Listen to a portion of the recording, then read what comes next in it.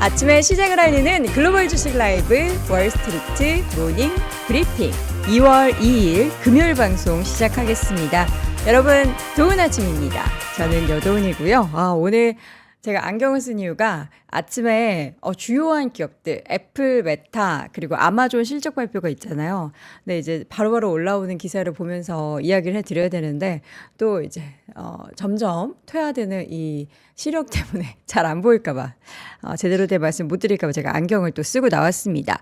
자, 여러분 지금 이제 아마존, 메타 실적 발표가 있었고요. 관련한 내용들 플러스 또 뉴욕 증시가 상승을 장중 내내 이어갔습니다. 뭐 때문에 이렇게 올랐을지 확인을 해보도록 하겠습니다. 이어지는 심층 인터뷰 연세대학교 국제학대학원의 이남우 교수와 함께 또 오늘 이번 한 주 동안의 이슈 또 인사이트 얻어보도록 하겠고요. 월가의 소식 그레너리 투자자문 이완수 대표와 함께 하도록 하겠습니다. 빠르게 먼저 어제 발표됐었던 경제지표 내용부터 좀 확인을 해볼 필요가 있을 것 같습니다. 일단은 지금 어제 발표된 내용 중에서 제조업 경기에 대한 조금 회복세가 나타나고 있다, 개선세가 나타나고 있다라는 것을 우리가 체크해 볼 수 있는 ISM 제조업 구매관리자 지수가 PMI가 발표가 됐는데요. 물론 여전히 50을 하회하고 있지만 49.1로 기록이 되면서 직전달 47.1보다 올랐고요. 시장이 예상치였던 47.2보다도 더 개선이 됐습니다. 그리고 플러스 미국 기업들의 1월 감원 계획도 발표가 됐는데 기술과 금융 부분에 집중되면서 전달보다는 크게 좀 증가를 했다라고 합니다.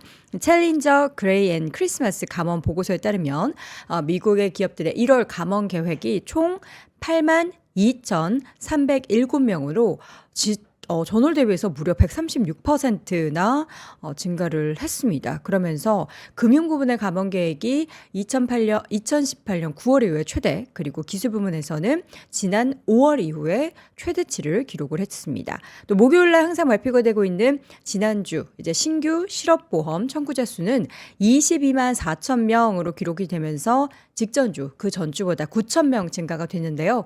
이것은 이제 월스트리트 저널이 집계한 전문가 예상치 21만 4천 명보다 더 높은 수준으로 3개월 만에 다시 최고치로 올라왔다라고 합니다. 지금 연준에서 이야기하는 데이터에 기반한 그런 정책을 펼치겠다라는 부분에서 보면은 고용의 열기가 조금 더 식어야 되는데 이게 조금 더 식고 있다라는 것을 우리가 확인할 수 있는 지표일까요? 좀 더 지켜볼 만한 내용이 있죠. 그들도 오래 지켜본다고 했으니까 뭐 우리도 어쩔 수 없이 오래 지켜봐야겠습니다. 자, 이렇게 해서 이제 그런 경제 데이터들 발표가 쭉 있었고요. 장중에 이 제조업 그러니까 관련한 지표가 조금 개선세를 보이자 시장이 상승폭을 더 키워내는 모습을 보였습니다. 그래서 얼마나 올랐나 봤더니 나스닥이 1.3%, 다우가 0.97%, 38,519선 마감이 됐고요. S&P 500 지수는 1.25% 오르면서 4,900선 다시 회복하며 4,906포인트선 마감이 됐고 러셀 2000 지수도 1.39% 상승한 가운데 국제유가가 2% 넘게 빠졌습니다. 그러면서 WTI 기준으로 배럴당 73달러 흐름이 나타났고요. 그리고 10년물 국제금리가 뚝 떨어졌어요. 어제도 4% 아래로 떨어졌는데 2% 넘는 하락을 보이면서 3.8% 수준까지 밀리는 모습이 나타났습니다. 자, 근데 실적 발표가 쭉 있었죠. 일단 내용들 여러분께 메타, 아마존 궁금하시겠죠? 저도 궁금해가지고 계속 확인하면서 왔는데 일단은 본장에서도 애플, 아마존, 메타의 주가가 모두 올랐는데요. 지금 애프터마켓에서는 메타가 가장 좀 강한 상승을 나타내는 것으로 확인이 되고 있습니다. 다시 한번 현재 주가 확인을 해볼까요? 메타가 일단은 실적도 예상치를 상회하는 실적이 보였지만 좀 깜짝 놀랐네요. 죄송합니다. 저의 리액션이 너무 리얼했죠. 너무 깜짝 놀랐어요. 여러분, 메타가 지금 450불까지 올라가고 있어요. 무려 14%나. 이게 이렇게 큰 기업이 14% 이게 실합니까? 예, 물론 실적 내용도 좋았지만 일단은 그 자사주 매입 프로그램을 가동하는데 500억 달러 규모라고 하죠. 이게 처음 있는 일이라고 해요. 이러한 부분이 시장에 전해지자마자 대단한데요? 어떻게 14%나 오르죠? 창사 이후 첫 배당. 이게 정말 큰 부분이겠죠. 일단 실적도 좋았습니다. 예상치가 매출이 391억 8천만 달러였는데 401억 달러를 기록을 했고요. 앞자리가 완전 달라졌죠. EPS 같은 경우에도 예상치가 4.96달러였는데 5.33달러. 그리고 메타의 1일 활성 사용자 수가 21억 1천만 명, 월간 활성 사용자 수는 30억 7천만 명으로 역시나 예상치를 상회했습니다. 넷플릭스도 그렇지만 메타도 이런 1일 활성 사용자 수가 굉장히 주요한 지표 중에 하나인데 다 좋았네요. 그리고 전분기 대비해서 매출 크게 성장했고 비용 절감을 하면서 순이익도 크게 늘어났습니다. 매출이 25%나 상회 증가를 했다라고 하고요. 주당 0.5달러의 배당금 발표를 했는데 창업 이후에 처음으로 이렇게 발표를 한 거고요. 500억 달러 규모의 자사주 매입 프로그램을 가동하겠다라는 내용도 전달이 됐습니다. 와, 여러분들 깜짝 놀라셨죠? 저 너무 놀랐어요. 그리고 예, 벌어진 입은 좀 다물고 아마존 보도록 하겠습니다. 아마존의 주가도 현재 애프터마켓에서 5.66% 강세를 보이고 있는데요. 아마존도 역시나 예상치를 상회하는 실적을 발표를 했습니다. 주당 순이익이 80센트를 예상을 했는데 1달러를 기록을 했고요. 매출 같은 경우에도 1662억 달러를 예상을 했는데 1700달러를 기록했고 아마존 웹 서비스가 예상치가 242억 달러였는데 인라인 부합하면서 242억 달러 똑같이 나왔고요. 그리고 광고 같은 경우는 142억 달러를 예상했는데 147억 달러로 기록이 됐습니다. 와, 정말 이렇게 멋있네요. 그리고 애플도 좀 발표가 됐네요. 바쁩니다. 자, 애플의 실적도 보도록 하겠습니다. 일단은 애플 같은 경우에도 지금 본장에서 상승을 했고요. 주가 먼저 볼게요. 주가를 봐야 얼마나 좋은지 알 수가 있잖아요. 자, 애프터마켓에서의 지금 주가입니다. 애플은 2% 하락하네요. 내용을 보겠습니다. 매출이 1년 만에 처음으로 증가를 했습니다. 그러나 역시나 예상대로 중국 쪽에 있어서의 매출이 무려 13% 감소한 것으로 발표가 됐습니다. 주당 순이익이 예상이 2.1달러 수준이었는데 예상치를 상회한 2.18달러 기록이 됐고요. 매출액도 1179억 1천만 달러를 예상했는데 상회를 했습니다. 1195억 8천만 달러. 그리고 아이폰 매출 같은 경우에는 상회했네요. 678억 2천만 달러를 예상했는데 697억 달러를 기록했고요. 지금 보니까 맥도 그렇고 맥은 괜찮았는데 아이패드 매출이 좀 줄었네요. 요새 태블릿을 사용하는 게 좀 많이 줄어들죠. 73억 3천만 달러를 예상했는데 70억 2천만 달러. 그리고 아쉽게도 이 서비스 계속 이제 애플의 향후에 대한 실적을 기대하고 있는 서비스 부문의 매출이 233억 5천만 달러를 예상을 했는데 231억 2천만 달러로 예상치를 하회를 했습니다. 지금 또 이번 분기에 대한 향후에 대한 가이던스를 제공하지 않았고 일단은 지금 애플이 아쉽게도 중국 쪽에서 좀 부진한 부분에 있어서도 부정적으로 작용을 했고 향후에 대한 가이던스 발표를 지금 계속해서 하고 있지 않은데 이 부분도 아무래도 주가에 하락에 영향을 미치고 있는 그런 상황입니다. 아쉽네요. 예, 다 이제 좋았으면 좋은데 애플은 시간에 걸려서 조금 하락을 하고 있다라는 부분 체크를 해보시면 좋을 것 같고요. 그리고 밤사이에 또 어떤 일들이 있었는지 실적 발표 내용 확인을 해봤고 어제 큰 폭의 하락을 보였다라고 말씀드렸던 지역은행 중에서 뉴욕 커뮤니티 뱅코프 같은 경우에는 추가적으로 10% 넘는 하락이 또 연출이 됐습니다. 지금 시장 전망치를 하회하는 실적뿐만 아니라 분기 배당금 70% 축소 계획까지 발표를 하면서 실망 매물이 추가적으로 또 출회가 되는 모습이었고요. 제약회사 같은 경우에는 이제 머크의 주가가 4% 넘게 올랐습니다. 맵을 볼까요? 지난 4분기에 호실적을 기록을 했고 또 퀄컴 같은 경우에는 어제 실적을 발표를 했죠. 시장 예상치를 상회했는데 시장에서 투자 의견 또 하향 소식이 전해지면서 주가가 좀 장중에 밀리며 4% 하락을 하는 모습이 보였습니다. 그러나 전체적으로 이제 금융주 쪽에 있어서의 부진 빼고는 11개 섹터 가운데 10개 섹터가 좀 올라가는 그런 모습들이 장중에도 연출이 됐는데요. 마감 기준으로 보면은 역시나 금융주 웰스파고가 2% 후반대 하락, JP모건 그리고 뱅크 오브 아메리카도 각각 1%, 0.36% 하락을 했고요. 반면 카드사, 마스터카드 실적 발표하고 나서 계속 흐름이 좋습니다. 2.6% 상승을 했고 비자와 아메리칸 익스프레스도 각각 1%대 상승. 그리고 어제 퀄컴은 하락은 했지만 엔비디아의 주가가 $630를 돌파하면서 2.44% 올랐고요. AMD, 브로드컴의 주가도 함께 상승하는 모습 보였습니다. 전날 좀 큰 폭의 하락을 보였던 구글도 반등을 했는데 반등의 폭은 장중 대비 마감이 조금 부진합니다. 0.6% 상승하면서 마감이 됐고요. 테슬라의 주가도 0.8% 소폭 강세, 그리고 포드의 주가가 좋았습니다. 3% 이상 상승하는 모습. 앞서서 이제 제약사 머크 말씀드렸는데 일라일릴리와 에브비, 암젠 등의 종목들도 모두 1에서 크게는 3%까지 주가가 오르는 모습이 나타났습니다. 자, 이렇게 해서 오늘 3대 또 M7 기업 가운데 애플, 아마존, 메타의 기업 실적 발표가 있었고요. 메타가 정말 대단한 그런 애프터마켓의 움직임이 나타나고 있다는 점까지 확인해 드렸습니다. 잠시 이어지는 심층 인터뷰는 연세대학교 국제학대학원 이남우 교수와 함께 다시 돌아오겠습니다. 네, 월스트리트 모닝브리핑 함께하고 있습니다. 애플 다행히 또 낙폭을 조금 줄여가고는 있습니다. 본장에서 과연 오늘 메타의 주가가 얼마나 올라갈지 정말 기대가 되는데요. 이분께 바로 여쭤보겠습니다. 연세대학교 국제학대학원 이남우 교수와 함께합니다. 어서 오십시오. 네, 굿모닝입니다.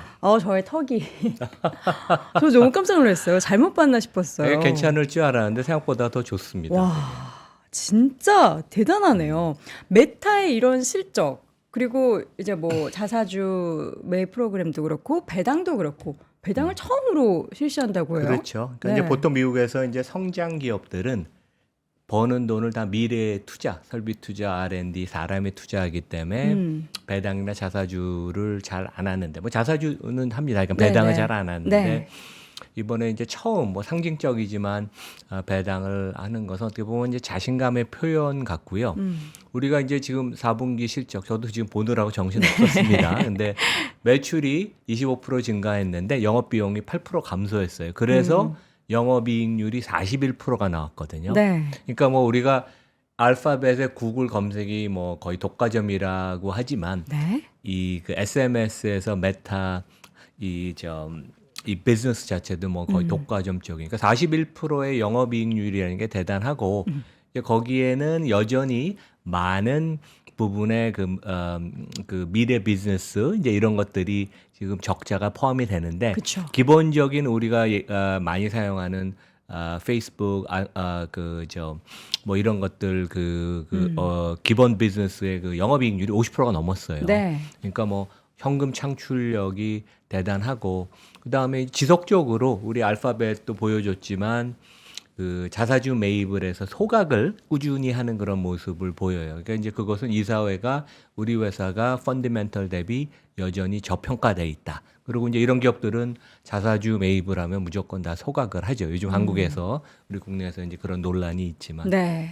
그리고 뭐 우리 저커버그가 그 미국 의회에 불려갔었죠. 네네. 그래서 딱 넥타이 매고 양복 입고 그랬는데 상당히 옛날보다 이제 많이 어른이 돼서 성숙한 모습을 보이는 것 같습니다. 그래서 하여간 회사가 완전히 돌아서고 비즈니스가 화랑인데 그 1년 반 전에 한 25% 인원을 내보내고 나서 채용을 거의 지금도 신규 채용을 안 하고 있습니다. 네. 그만큼 이제 회사가 효율성이나 생산성이 높게 돌아간다는 얘기죠. 예. 정말 미국 주식을 보면서 저는 너무 부럽다라는 생각을 많이 해요. 물론 이제 우리 시청하시는 분들도 그렇고 저도 그렇고 미국 주식을 투자하지만 그래도 이제 우리가 항상 늘 몸담고 있는 국내 주식이나 국내 기업들의 움직임 보면은 이렇게 큰 기업들의 이런 행보를 좀 빨리 따라갔으면 좋겠다. 우리도 그런 좀 아쉬움이 많이 남아요. 그러니까 이제 임직원들도 그 입사를 하면서 바로 그 RSU를 많이 받아요. 회사의 주식을. 그래서 이제 테슬라 같은 데 스톡 옵션도 신입사원한테도 주고 그래서 네. 이제 회사가 잘 되고 성장하고 발전하면 임직원들도 많은 보상을 받고 그다음에 이제 주주들도 여러 경로로 뭐 주가 상승 아니면 배당 그쵸. 아니면 자사주 매입 소각하면 주당 가치가 올라가니까 이제 그런 보상을 받는 거죠. 애플도 괜찮았습니다. 제가 보니까 괜찮았죠. 매출액이 2% 늘었고 네. 그다음에 이제 역시 또 계속 자사주 매입 소각을 여긴 하고 있습니다. 그쵸. 그래서 상장 주식 수가 한 3% 줄었어요. 그래갖고 주당 순이익은 한 10% 증가했고 영업이익률은 34%. 그래서 역시 그 중국 비즈니스가 조금 부진하죠. 어려운데 그 아이폰은 매출액이 한 6% 증가한 것 같아요. 근데 이제 물량 기준으로는 한 10% 이상 증가한 것을 우리가 산업 데이터에서 아는데 인도 같은 데서 많이 팔리니까 이제 평균 단가가 좀 낮은 것들이 많이 팔리고 여전히 서비스 부분이 상당히 그 두 자리 성장을 해서 제 생각에는 조금 걱정은 했는데 그래서 최근에 주가가 좀 조정을 받았죠. 근데 뭐 이 정도 실적이면 상당히 무난한 실적. 아마존도 상당히 좋았습니다. 맞아요. 지금 애플 보면은 매출이 지금 5분기 만에 처음으로 좀 이렇게 증가를 한 부분인데 여기에 좀 포커스를 두기보다는 어쨌든 우려했던 부분에 있어서 좀 중국 좀 매출이 줄어드는 거.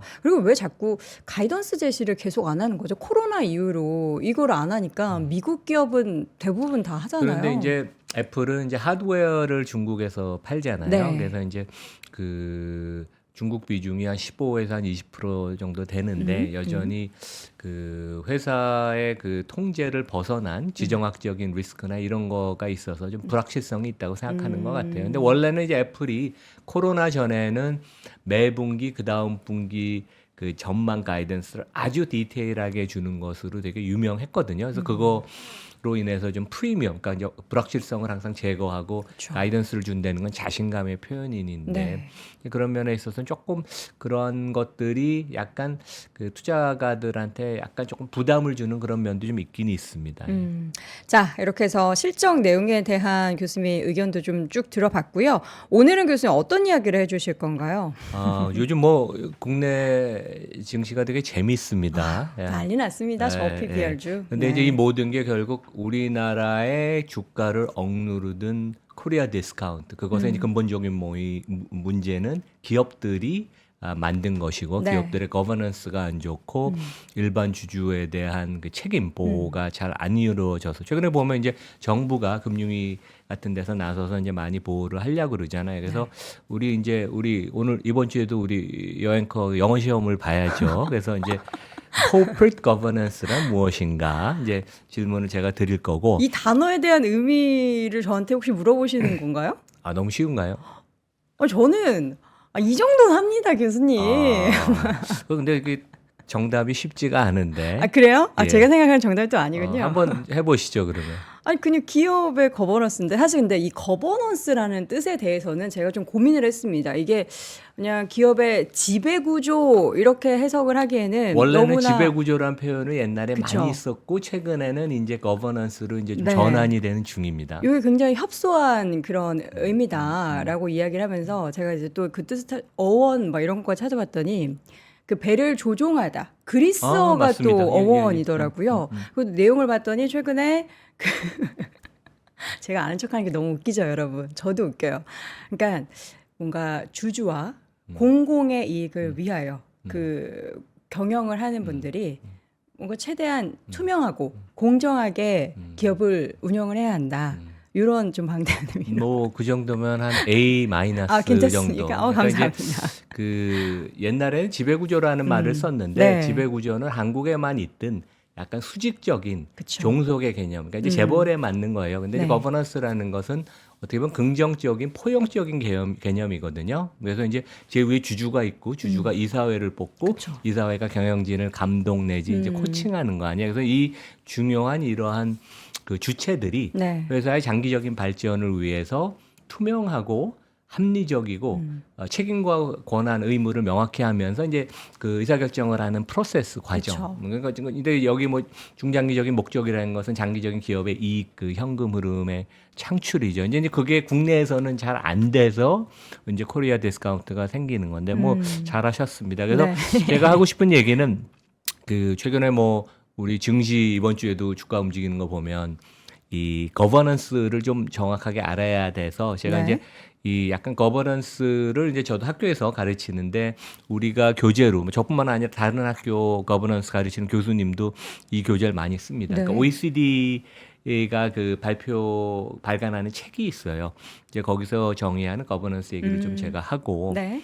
그 다음에 이제 두 번째는 국내 언론에 나왔던 건데 1월 들어서 한 3주 차까지 우리 서학개미 분들이 그러니까 국내 투자가들이 미국 주식을 거의 뭐 10조 원 가까이 샀습니다. 뭐 어마어마한 금액. 진짜 지금 돈이 다 미국으로 그렇죠. 예, 놀랍죠. 흡수되고 있습니다. 그래서 그 반면에 국내 주식은 조금 뭐 주춤한 그런 상태인데 우리가 미국 대 한국 주식을 어떻게 비중을 갖고 가야 되냐. 네. 이제 어떻게 보면 큰 자산 배분이 어떻게 보면 되게 중요하거든요. 그러니까 그쵸. 국민연금이 어쨌든 간에 그 안정적인 장기적인 수익을 내는 가장 큰 이유는 그 자산 배분을 상당히 괜찮게 하고 그것은 시황에 따라서 절대로 움직일 수 없는 그런 원칙이거든요. 그래서 우리 개인들한테도 미국과 한국의 주식 아니면 뭐 중국까지 넣어서 자산 배분을 어떻게 할까 이제 그 말씀을 드리고 네.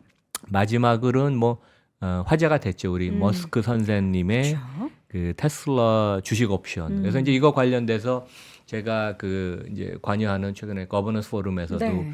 우리 토론방이 있습니다.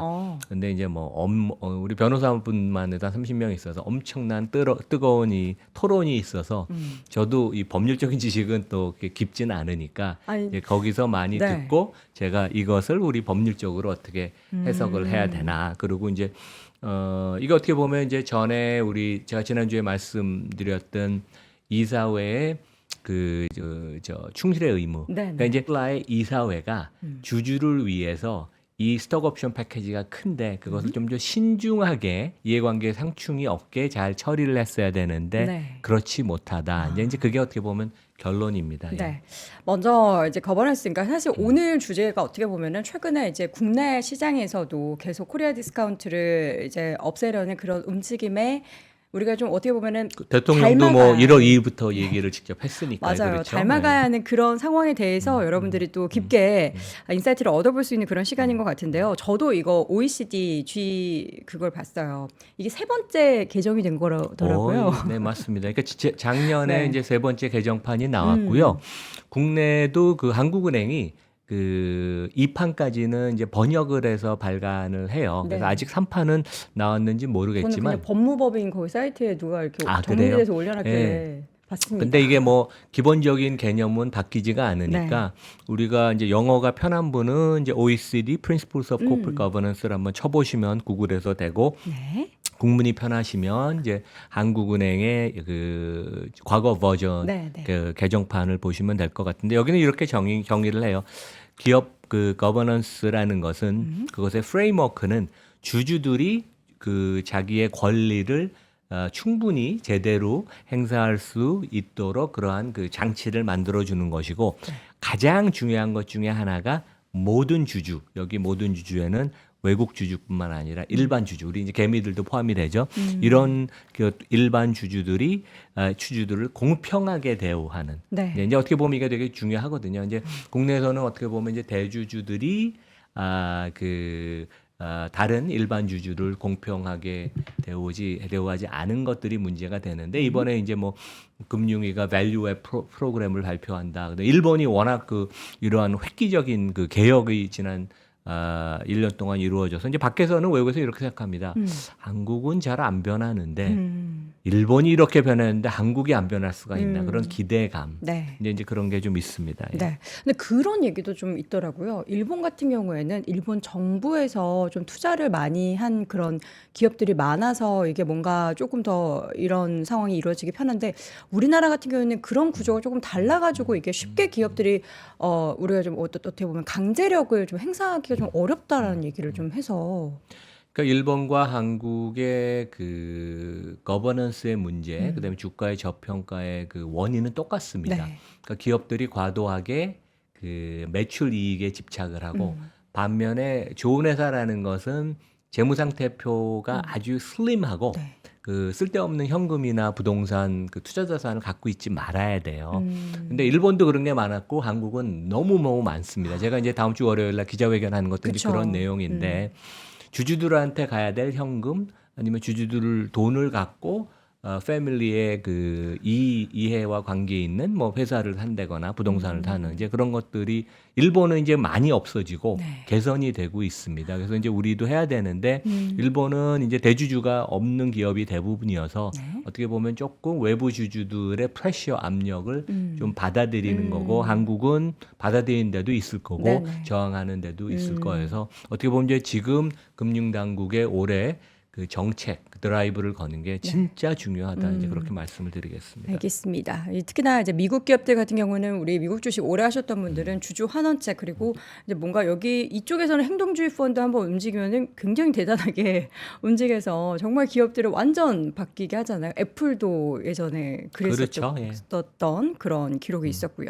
자, 미국 기업들 지금 주주 입장을 고려해서 무엇을 얼마나 지금 환원을 하고 있는지 지금 그러니까 여기 이제 차트를 하나 막대 준비해 주셨는데 그래프를 띄워주시면 네. 이제 세 개인데 첫 번째는 이제 1999년으로 돌아가서 이제 분기별로 그 미국 기업들이 그 자사주 매입하고 배당을 한 걸 합한 겁니다. 그리고 그 바로 밑에는 자사주 매입만 한 거. 그다음에 제일 아래에는 배당. 그러니까 이제 배당은 이제 꾸준히 기업들이 해요. 그리고 뭐 필소비재 기업 같은 경우는 경기 침체에도 배당을 줄이지 않고 늘리려고 하기 때문에 여기 이제 막대 그래프를 보면 제일 하단에는 진짜 눈이 오나 비가 오나 배당은 계속 는다. 이제 그런 걸 보여주고 가운데 있는 거는 기업들의 자사주 매입인데 자사주라는 것은 이사회가 상당히 그 합리적으로 전략적으로 판단을 해야 돼요. 그래서 우리 회사 주가가 많이 저평가가 돼 있으면 주주의 돈을 회사의 돈을 활용해서 자사주를 매입해서 소각하는 게 원칙이고 우리 회사 주가가 너무 올랐으면 일단은 그 자사주를 공격적으로 매입하는 걸 좀 주춤해야 되거든요. 네. 근데 이제 오늘 실적이 발표된 메타 알파벳은 여전히 상당히 공격적으로 자사주 매입해서 소각을 했는데 그거는 이사회가 우리 회사 여전히 저평가됐다고 이제 보는 거죠. 근데 재미있는 현상은 이제 가운데 그림에 제가 빨간 박스를 표시한 걸 보면 2020년에 코로나 상황에서는 진짜 불확실성이 많았기 때문에 기업들이 자사주 매입을 많이 축소를 했고 그쵸. 2021년에 그 회사 주가가 저평가되는데 여전히 됐는데 비즈니스는 좋아질 땐 자사주 매입을 공격적으로 하고 그다음에 이제 주가가 반등을 많이 할 때는 자사주 매입의 페이스를 속도를 좀 줄이는 그러니까 상당히 유연하고 신속하게 그래서 이제 우리 이사회도 이제 이사들의 퀄리티의 문제를 많이 던지지만 이런 것들을 자본시장 관점에서 주주 입장에서 판단하고 이사들이 그 좋은 의사결정을 내릴 수 있는 그런 분들을 많이 전문성 있는 분들을 모셔야 한다 이제 그런 말씀을 드리겠습니다. 네. 그리고 지금 앞서 잠깐 언급해 주셨는데 우리나라 서학개미 투자자분들이 1월에 미국 주식을 엄청 많이 사셨다. 근데 이게 떠날 수밖에 없는 그런 또 불가피함도 있는 것 같아요. 그러니까 우리가 2020년, 21년, 22년은 여기 막대 그래프를 보면 국내 투자나 미국 투자나 꾸준히 많이 같이. 이루어지다가 이제 2023년은 그 전에 워낙 놀래서 이제 국내 주식은 더 팔고 미국 주식도 좀 팔았는데 네. 이제 작년 이제 말부터 미국 주가가 올라가니까 약간 좀 후행하는 성향이 있죠. 특히 이제 늦게 시장을 조인하는 이제 초보 투자가분들도 있어서 그런데 이제 금년 1월 1일부터 1월 26일까지 우리 국내 서학개미 분들이 미국 주식을 8조 7천억을 샀고 특히 마이크로소프트를 많이 사신 것 같아요 보니까 AI 수혜주라고 반면에 이제 국내 주식은 2조 원을 팔았는데 이게 어떻게 보면 뭐 합리적인 흐름이에요. 제가 얼마 전에 그 어디 무슨 그 주식 동아리 같은데 이제 강연을 해달라고 해서 갔는데 질문을 드려보니까 70~80%가 미국 투자를 하시더라고요.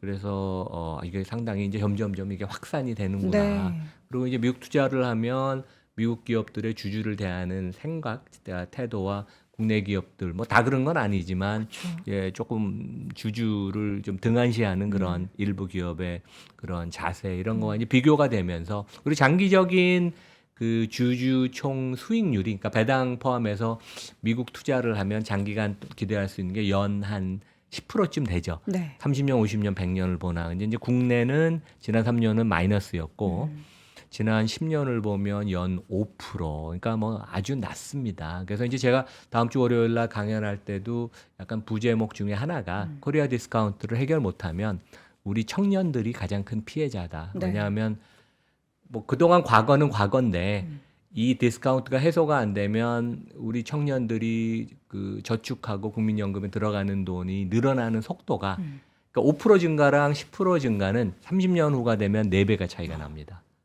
그러니까 어마어마한 차이거든요. 네. 그래서 이제 그런 것들을 우리 그 뭐 공무원 그 정부 계신 분들이나 네. 정치인들이 이해를 아셔서 그쵸. 좀 이렇게 좋은 방향으로 하면 좋을 것 네. 같습니다. 장기 총 주주 수익률을 봐도 월등하게 미국 주식이 이렇게 우위에 있기 때문에 사실 우리가 미국 주식을 투자 안 할 수가 없는 그런 상황이에요. 그러니까 뭐 하지 말라고 하는 뭐 법도 없고 하니까 여러분들도 수익률을 위해서 하는데 근데 이게 이제 국내 우리는 한국인이니까 또 국내 투자를 병행하고 있는 분들의 입장에서 보면은 되게 씁쓸해요. 그렇죠. 그러니까 국민연금이 그래도 뭐 비난을 받는 경우도 있지만 최소한 자산 배분에 있어서는 상당히 그동안 잘했다. 네. 조금 더 공격적으로 할 수도 있지만 뭐 이제 연 단위로 또 수익률을 많이 그 국회나 이런 데서 지켜보니까 부담이 가는데 이제 여기 국민연금의 1988년 이후로 장기 수익률을 보면 국내 주식은 5%, 해외 주식은 8.5%. 근데 이제 미국이 대부분이고 미국만 따로 발라내면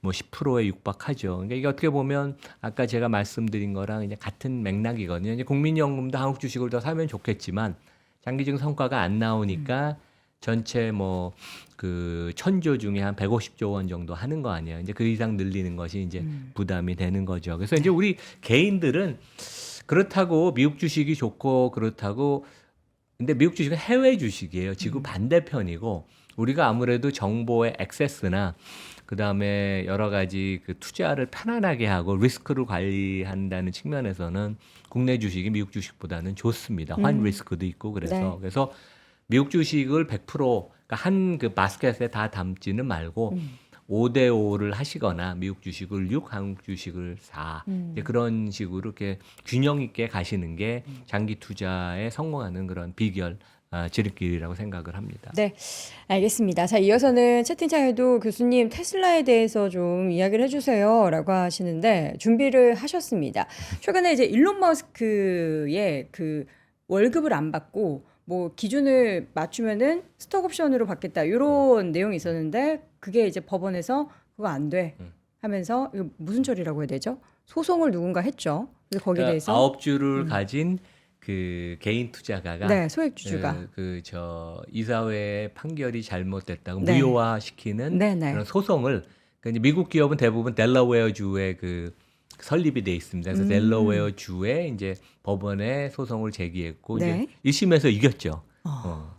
1심에서 지금 네, 이긴 네. 거군요. 근데 그 우리가 그 테슬라의 기업 문화를 좀 이해해야 돼요. 그러니까 약간 여기는 이제 대기업이고 뭐 반은 자동차 회사니까 어떻게 보면 이제 관료주의가 좀 있을 수도 있는데 이제 일론 마스크는 그걸 타파하려고 신입 직원부터 스톡옵션을 줘요.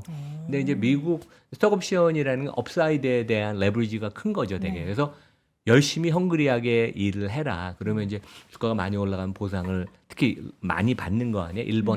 일반적인 RSU. 그러니까 보통 실리콘밸리는 신입사원부터 현금 보상과 이제 RSU를 그 1년 근무하고 나서 4년 동안 나눠서 25%씩 행사하게 매년 RSU를 주거든요. 그래서 약간 테슬라는 이제 그런 문화가 있고 일론 머스크는 실제 현금으로 뭐 급여를 하나도 안 받아서 2018년에 그 당시에 그 회사 전체 상장 주식 수의 한 10%에 해당하는 옵션을 자기가 받겠다고 얘기를 했고 이사회가 이제 승인을 했죠. 근데 저도 그때 이 그 뉴스를 팔로우를 했는데 그 조건 중에 하나가 시가총액이 6,500달러, 800조 원이 가는 거, 뭐 매출이 얼마. 그래서 아이고 이게 뭐 될 가능성이 없는데 뭐 이런 거를 하지. 저도 그렇게 생각을 했어요. 그 네. 당시는 모델 3를 램프업 하는데도 어려울 정도로 회사가 재무 구조도 어렵고. 네. 그러니까 저는 테슬라를 우리 집에서 이미 타고 있었기 때문에 그쵸. 제품의 우수성은 알았지만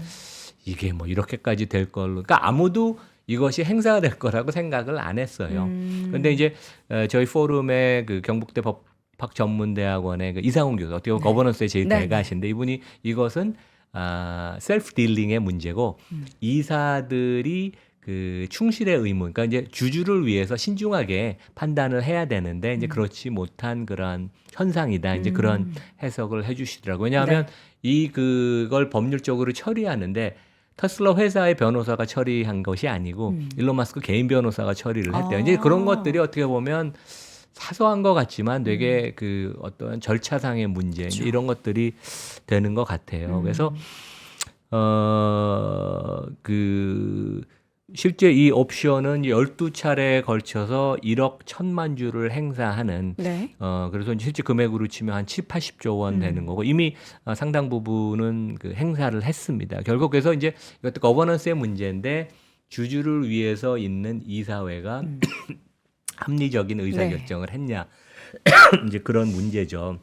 근데 이제 우리 이제 다음 페이지를 보시면 네, 죄송합니다. 네. 최근에 보면은 사실 머스크가 계속 본인에게 이게 의결권이 좀 너무 약하다. 더 이제 지분 확대를 해야 된다. 이런 얘기를 하고 있는 와중에 또 여기에 그렇죠. 있어서 이제 1심에서 패소했다라고 하니까 더 약간 입지가 그러니까 흔들릴 것 이사회는 같아요. 독립적이어야 되는데 네. 우리 이제 8명의 이사회 멤버 여기 보시면 아는데 이제 자기 동생도 들어가 있어요. 킴벌 머스크. 그다음에 뭐 제이비 스트로벨은 최근에 들어간 분이지만 여기에 많은 사람들이 일론 머스크의 영향력을 많이 받는 게 아닌가. 다들 독립적이지 이제 못하지 패밀리십이 않나. 독립적이지 못하니까 주주의 이익을 충분히 고려하지 못하나. 이제 그러한 의심을 이제 하는 것이고요. 근데 우리나라는 이게 너무 다 만연하지 않나요? 다 친척, 가족 우리는 다 당연히 이사회로 그렇죠. 이렇게 돼 있는 거. 이것도 쇄신을 해야 될 부분 한국은 중에 솔직히 하나네요. 이사회가 뭐 저도 활동을 하지만 어려운 게 한국이라는 사회는 한 다리를 건너면 서로 다 알잖아요. 이제 그게 어떻게 보면 이제 네. 좀 음. 뭐 현실적인 문제입니다. 네. 그래서 이제 여러 가지 그 옵션 행사할 수 있는 조건이 있었는데 2018년 당시에 그 테슬라의 시총은 590억 달러, 한 7, 80조 원쯤 됐고 네. 행사 조건 중에 하나는 시총이 6,500억 달러가 가는 거. 그러니까 네. 주가가 10배를 올라야 되죠. 그래서 저도 이 가능성은 그 당시엔 없다고 생각을 했습니다. 네. 근데 뭐 1조 달러를 찍었으니까요. 그리고 이제 다른 조건들 중에 그 많이 그 충족을 했어요. 그래서 이제 매출액 기준은 8개 목표가 있었는데 4개를 달성을 했고 그다음에 에비타 현금 흐름은 8개를 다 달성을 했습니다. 그래서 실제 옵션을 다 행사할 수 있는 조건을 달성해서 이제 네. 일론 머스크는 자기는 이제 인더만이라 이제 그 나 내 돈이라고 이제 생각을 하는데 이런 1심 판결이 나서 아마 항소를 할 거고요. 재판이 계속 이루어지고 나중에 어떤 합의를 찾지 않을까 이제 그런 생각을 합니다. 근데 미국이라는 데가 진짜 재밌는 게 9주를 들고 있는 개인이 물론 오래 들고 있었어요. 이게 뭐 일주일 들고 있어서 이렇게 소송을 할 수 있는 건 아니거든요. 근데 9주를 들고 있는 사람들이 그 이렇게 그 다른 주주를 위해서 대신 소송을 할 수 있고 이제 그런 그 거버넌스를 이렇게 지적하는 거가 되게 놀랍죠. 되게. 그렇죠. 그리고 저는 그것도 놀랐고 저런 조건을 충족했다는 게 그렇죠. 더 놀랍습니다. 예. 아, 대단합니다. 뭐. 근데 뭐 전 개인적으로는 2018년에 그 회사 전체 상장 주식의 10%에 해당하는 옵션을 받았는데 네. 제가 개인적으로 생각하기에는 머스크의 기여도는 그거보다는 크다고 뭐 아마 여행커도 그렇게 생각하지 않을까. 그쵸. 보통 우리 일반적으로 그렇게 생각을 하죠. 하지만 이제 절차는 또 절차니까 네. 이제 그런 문제가 있었습니다. 근데 하여간 계속 이 그 진행이 될 거예요. 되게. 자, 마지막으로 이 내용을 좀 말씀해 주실 텐데 앞서서 잠깐 언급을 해 주셨습니다. 코리아 디스카운트를 해소를 못하면 청년들의 미래가 없다. 그러니까 청년에 저도 포함이 살짝 되는 것 같은데 그런가요? 아직 노년은 아니잖아요, 제가. 그래서 이제 네. 그 다음 주 월요일 날 아침 10시 반에 여의도 IFC에서 기자회견을 하는데 네. 뭐 제목은 뭐 우리 금융당국 수장들한테 보내는 공개 서한인데 네. 실제 메시지는 우리 금융위가 하고 아마 이제 거래소가 실제 그 일처리는 많이 할 텐데 기업 밸류업 프로그램이 너무 중요해요. 그래서 상법을 고치는 것도 중요하지만 이런 연성 규범인 이러한 저 프로그램을 잘 진행하는 게 근데 일본이 너무 잘했기 때문에 우리는 그 이상을 해야 되는 게 아닌가. 그래서 이제 좀 그 격려해드는 자리고 네. 이제 중요한 것은 일본 얘기, 속 얘기, 뒷 얘기도 제가 하지만 현대차, 삼성전자, LG화학, KB금융 최근에 많이 주가가 올라갔습니다. 맞습니다. 근데 이제 이런 회사들이 이사회가 주총까지 안 가도 돼요. 이사회가 두세 가지만 하면 NAV가 2배씩 오릅니다. 그러니까 그만큼 할 수 있는데 우리가 안 하고 있어요. 네. 근데 일본은 이런 거를 했어요. 그러니까 PBR이 0.5인 회사가 2배가 되고 그러죠. 그래서 많이 한번 우리가 기대해 볼 만하지 않나. 네. 그래서 외신까지 여기 저 보도 하러 온다고 그러니까 네. 뭐 하여간 열심히 지금 또 준비를 주말에 하겠습니다. 네, 우리나라의 이제 기업의 전체적인 밸류를 높아지게 만드는데 또 열심히 봉사하고 계시니까요. 우리 시청자분들도 응원해 주시고요. 예, 제가 청년 아니라고 딱 선을 그어 주시네요. 34살까지 청년이다. 중년이다. 예, 인정하도록 하겠습니다. 자, 이렇게 해서 오늘도 심층 인터뷰 함께 나눠봤고요. 연세대학교 국제학대학원 이남우 교수와 함께했습니다. 교수님 고맙습니다. 네, 감사합니다.